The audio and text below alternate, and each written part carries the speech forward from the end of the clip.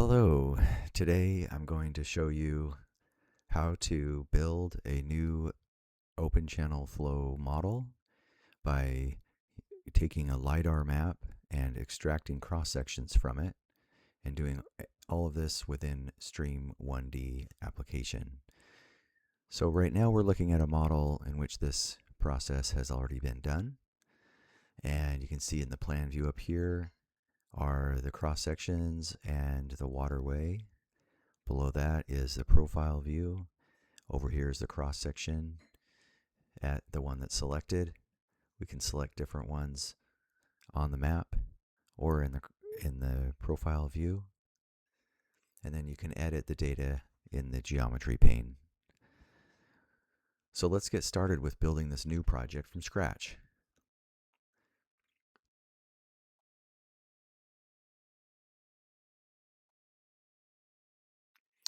So to start, we'll go to my website, click on products, and you'll need to log in order to start building models. But if you just want to see some demonstrations before you register or log in, you can just click on this button, Visit Stream 1D, and then click on the View Demos link. Otherwise, go ahead and register on my site, log in, and then you should see a button here that says Open Workspace. Once we're in here, we'll start a new project. Great. The next thing we want to do is save this with a name.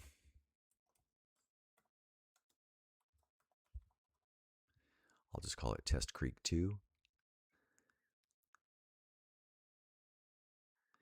All right, so we have this model set up. It's blank and there's nothing in it. So the first thing we're going to do is we will go ahead and specify a location where we want this to start. So I'll go up here to the data menu, select terrain and map layers. Up here, the second item down here, it says model location. So we'll just type in, click search, and it finds the cities that match what you typed. Apply location, and then I'll come up here also at the top of this under map base layers, and I'll just choose Esri World Imagery, and I'll leave the transparency at 60%. So now you can see there is an aerial photo here. Right now, while we're building this, we don't need this legend. So I'll go up here to these options here and hide the legend. Okay, great. The next thing we want to do, the model comes with a default profile. We want to get rid of that. So we'll just go ahead here and select Edit Plan. And now that this is editable, we can then just clear all. So now everything is gone. And now we can go to File, Save. You'll see when you do a save process, you'll see the name of your project turns green for a second. Okay, so now we're ready to start locating the stream and drawing the profile. However, we want to turn on the LiDAR or load LiDAR into this so that we can cut cross sections from it. So go up here to the data, terrain, and map layers. And we're back in here again. I'm just going to collapse these sections here. And then come down here where it says terrain raster LiDAR. Open that and then click on this green button to find it. And it will say rendering hillshade. And while that takes quite a long time to render that, but it's doing that for us so that we can see it on the profile view. And now I'm going to turn on the LiDAR map and turn off the background map. And then we just need to wait here for a bit while the image loads. I'm going to expand.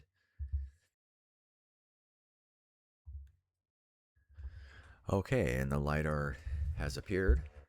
So if we zoom in, then we can see here is the channel that we want to build. right here. Okay, so you could build the channel, run the, or build first the profile by tracing this line, or we could trace it along the aerial imagery, which I think is a little bit easier. So I will go ahead and do that.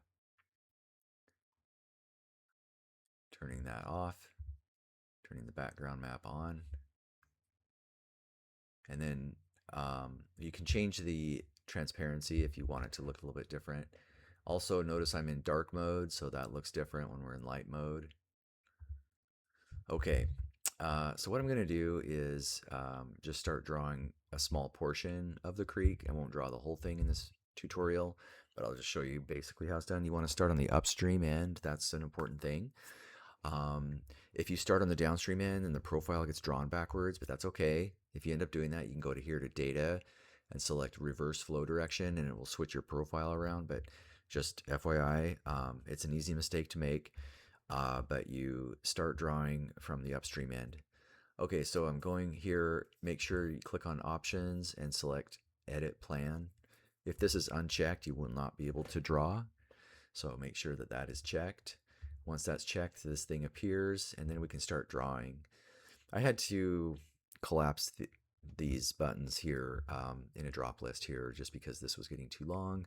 So that's why you have to select more here. But anyway, it's draw center line.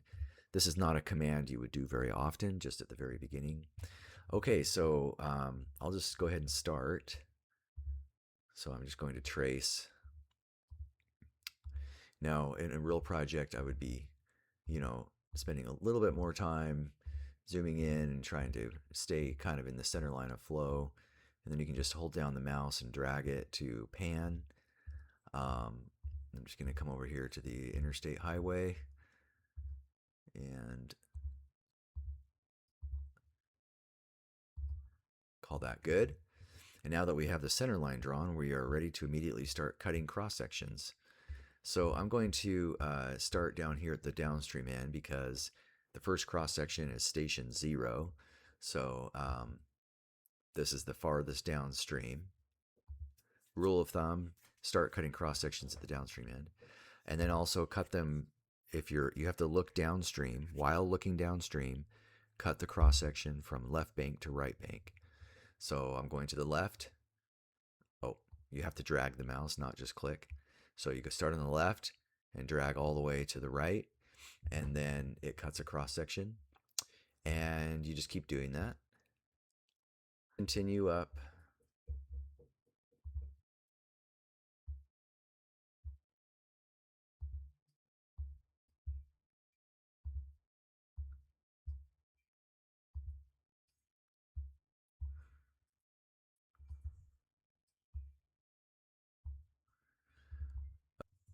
So I didn't like the one cross section I put here, so I'm just cutting it again.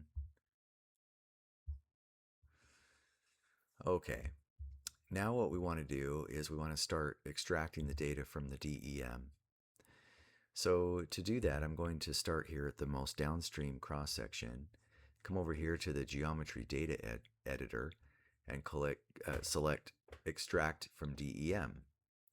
Notice if I collapse this section, you can see the points that it put in by default. These are just default numbers.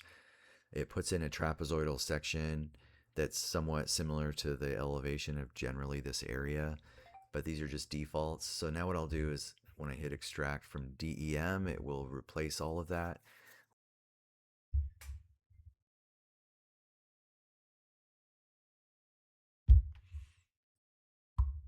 Okay, so you can see over here, we've got a lot more points in here, and now we just need to move the bank station. So I'm just going to do that on either side, and then continue on our way. So now I'll go to the next one, and we can just keep doing that. Click extract. Okay, we got that one done. Now this is a kind of a long process going through all of this. So, and I'm just going to move that out of the way. So actually what you can do now is you can just do a batch run to extract them all. So you come over here to the geometry editor and click on tools and do batch extract. And then it will just walk through all of them. Okay, so they're all now extracted. And so now you can go through and look at each one. You can either click on them in the profile, or you can click in in the plan, or you can click in the profile and then just hit the left and right arrow keys to go up and down stream. So I'm just using my arrow keys here. You can also, in the cross-section view, you can click upstream and downstream buttons here. And at each point, we can move the bank station. You can also change the geometry if you unlock it here. We can add a levee. So right here you can see there's kind of a levee. So we can click on this levee tool and then just click there, and it'll put a levee there. There's all kinds of things we can do. Now we can add road crossings as well. And road crossings are done here in the geometry data editor. Just go over here to bridges and click add, and then you'll also associate a bridge and roadway deck with that. We can talk about that in a separate video. But this is the process of cutting cross sections using LiDAR. We'll move on to another subject to keep this going, but let me just show you the finished product after I traced the entire stretch that I want to study.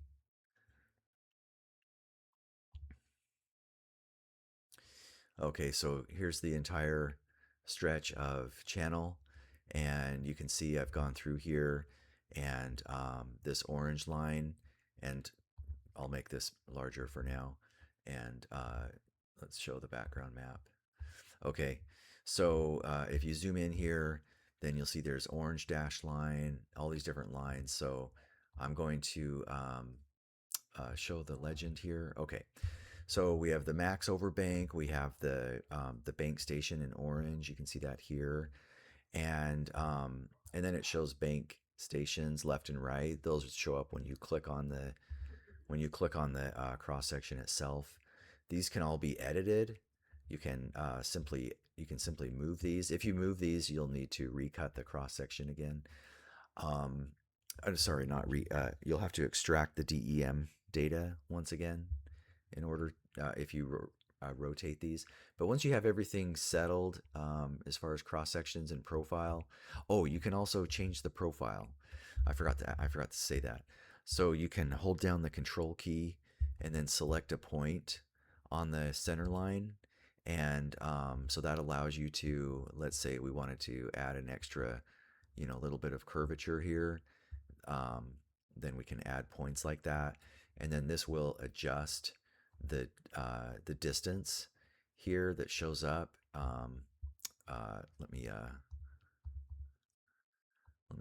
point to the right cross section. Okay, so if we're at this cross section, it highlights over here in the geometry data editor, and it shows here's our left overbank channel, right overbank. You can overwrite those numbers, but these are just taken from the distances that are calculated here between the two cross sections. So if you rotate the cross section, or if you add points on the center line, then you should see these numbers update here in the reach length accordingly to that. So I mentioned how you can edit the cross section. I didn't actually show it though. So if you uncheck the lock geometry, then you can come down here and you can actually move the data right there and then lock it again. If you collapse this section here, you can get to all of the points. You can see that it's easy to delete points. You can also copy all the data. We do have some other tools here where you can shift the elevation of all the points. These are kind of some similar things that you might be used to after using HICRAS. And note also that the hydraulic grade line is being updated as we make changes. Also, in the cross-section editor, you can zoom, so you can pan in here up and down. If you zoom with the scroll bar, you see it only does horizontal zoom, but you can change it to vertical zoom by clicking on this, and that way you can get a better idea. So it exaggerates the vertical scale in this case to give you a better idea of the channel itself. Note, however, note, however, that the profile and the cross-section views are synced.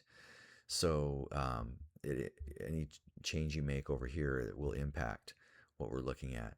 And so you can see here, if you just scroll down and click on a different cross-section that's further downstream, you need to pan up in order to see that. Okay, so that is essentially how you work with cross sections and the profile in Stream 1D. I hope this was useful.